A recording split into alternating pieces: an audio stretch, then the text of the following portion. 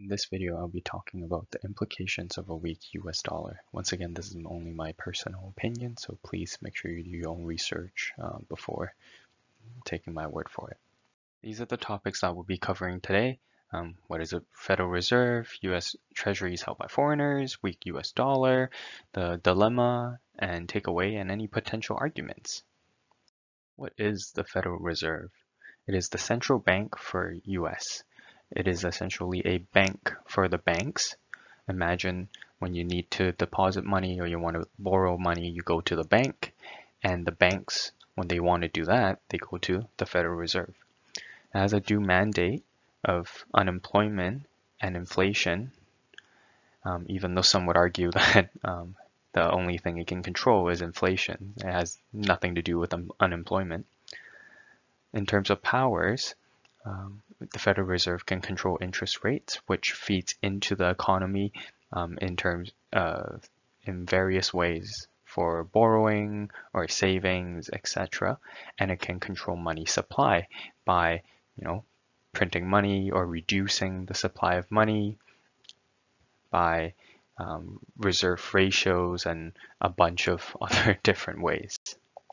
Instead, you put your money to buy US Treasuries, which are yielding a much higher yield in comparison.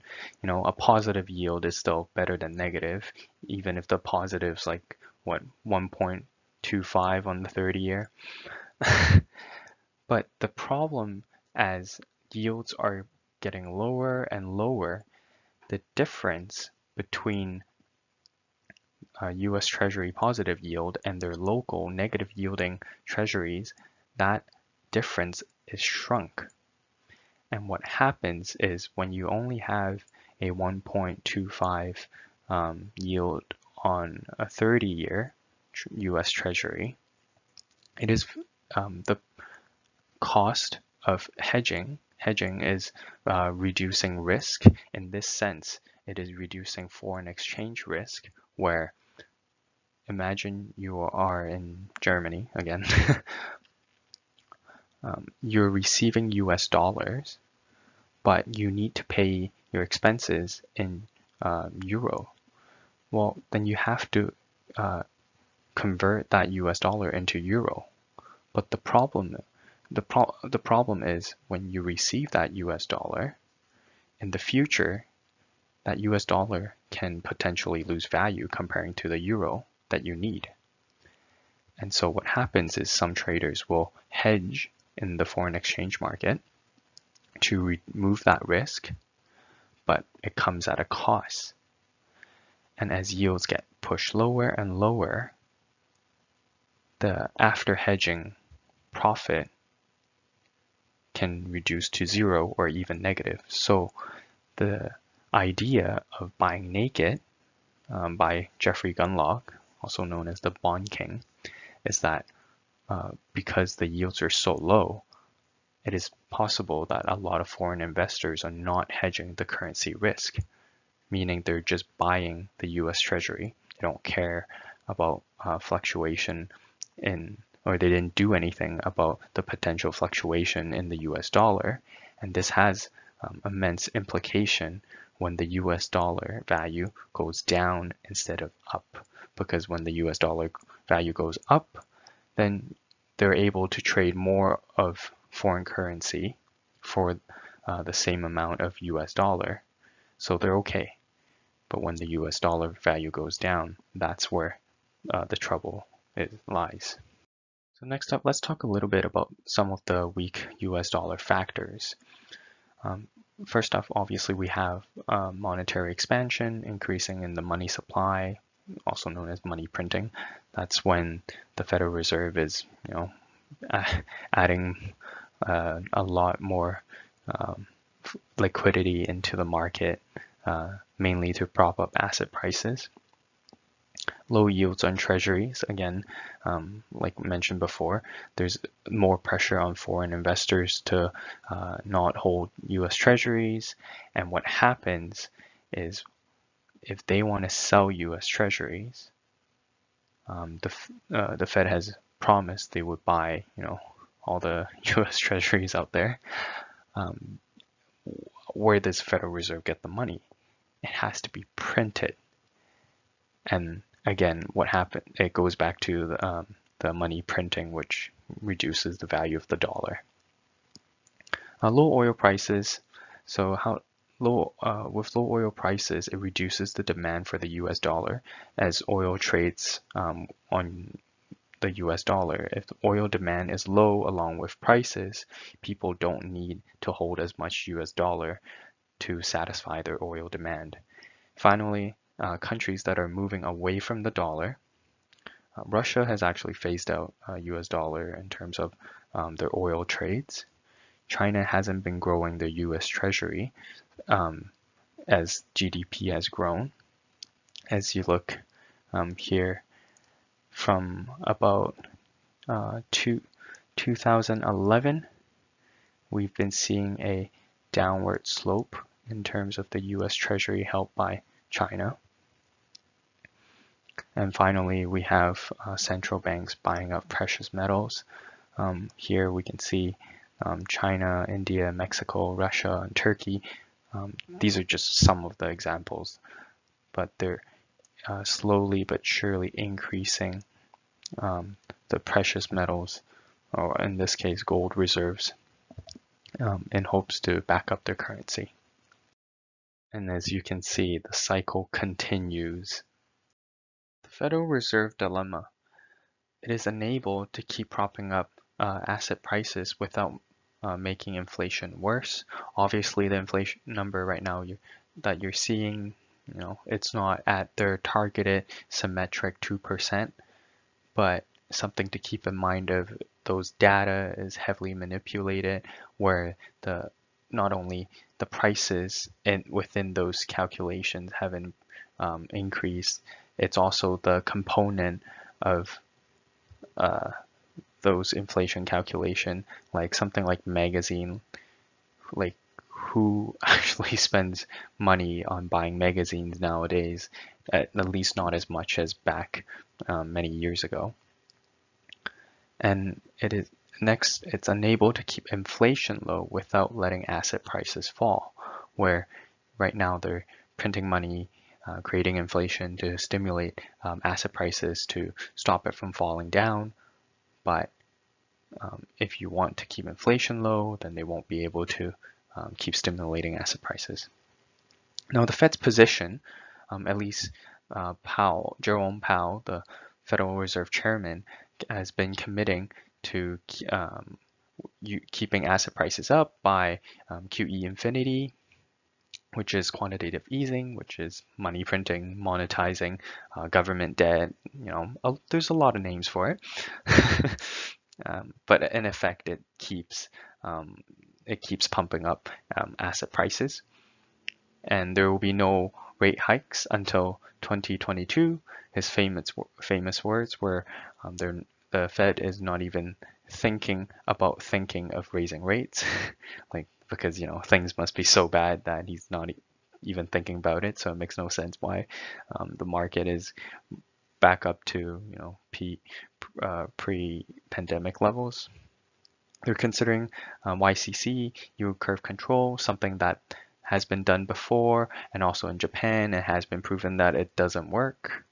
And finally, they are attempting to they're committed to destroy the value of the US dollar in order to prop up asset prices.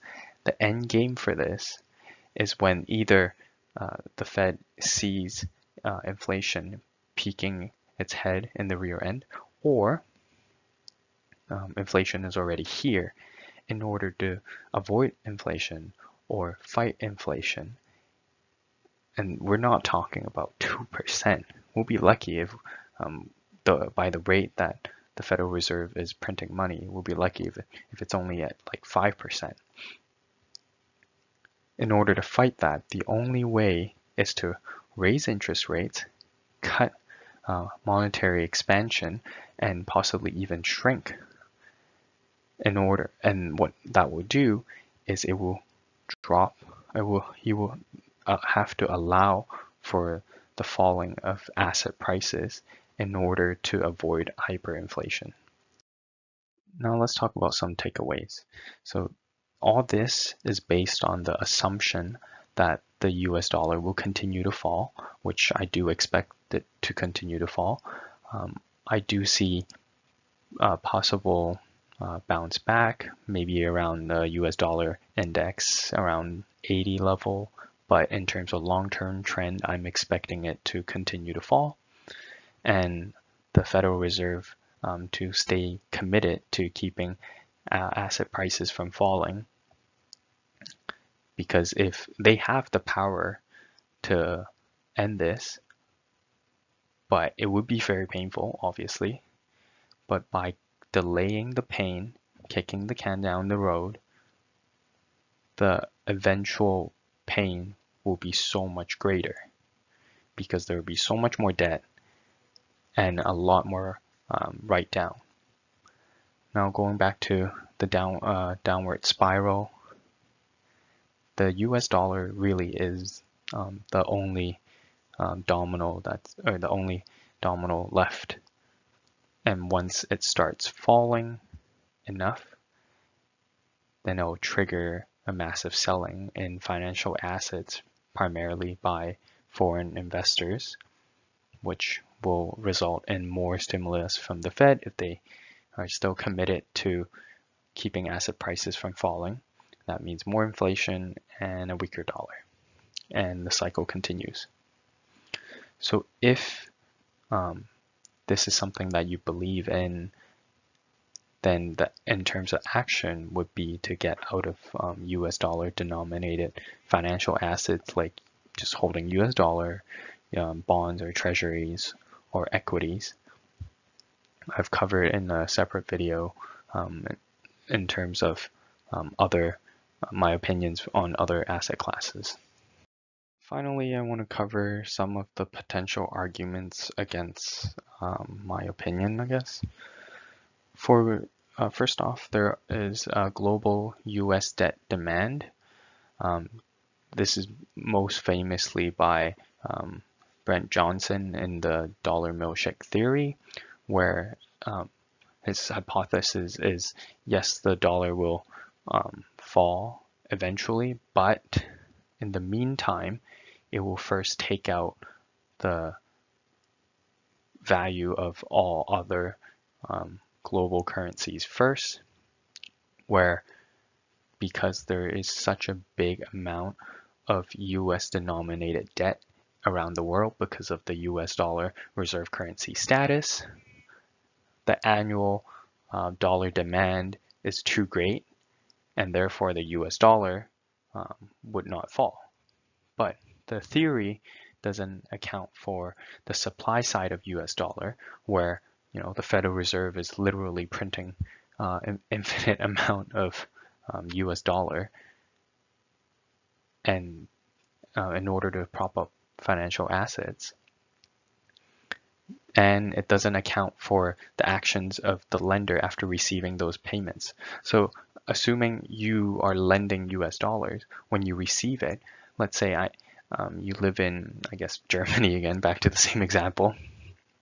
Germany lends someone US dollar, you get your interest payment back in US dollar.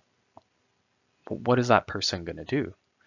Maybe they put it back into the US stock market, or lend it to someone else in US dollar.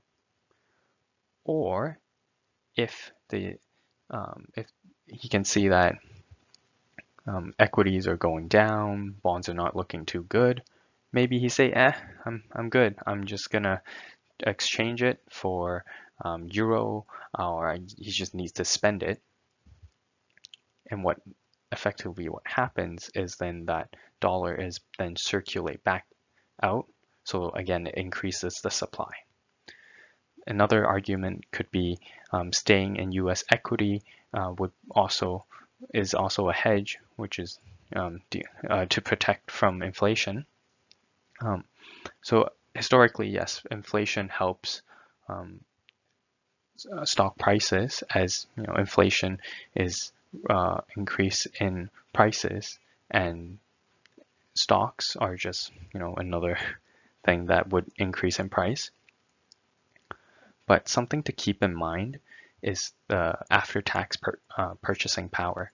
So first off, for the gain in equity prices, you would have to discount it by the loss of US dollar value. And on top of that, capital gains tax would be more on the inflated gains. So that's why we need to consider the after-tax purchasing power. So let's say I have $100 in US dollar shares. Inflation is 10%. So in 1 year, it increased by at least 10%. That's how you protect yourself from inflation. You have to increase by more than that. But the extra gain that you get from it, it's also taxed. So at the end of the day, the after-tax cash flow factoring in inflation, because let's say you sell the stock, you get taxed, and then you try to buy something with it, the amount of goods and services that you can buy in a year could be less than the goods and services that you can buy today with the same $100 stock. I can do like, I guess, an example calculation in a different video if that's really warranted. And on top of that, there are trouble earnings in a lot of the companies, and a lot of them are still over leveraged. And for those that with positive earnings, like the tech stocks that have been leading most of this rally, valuation is definitely in question.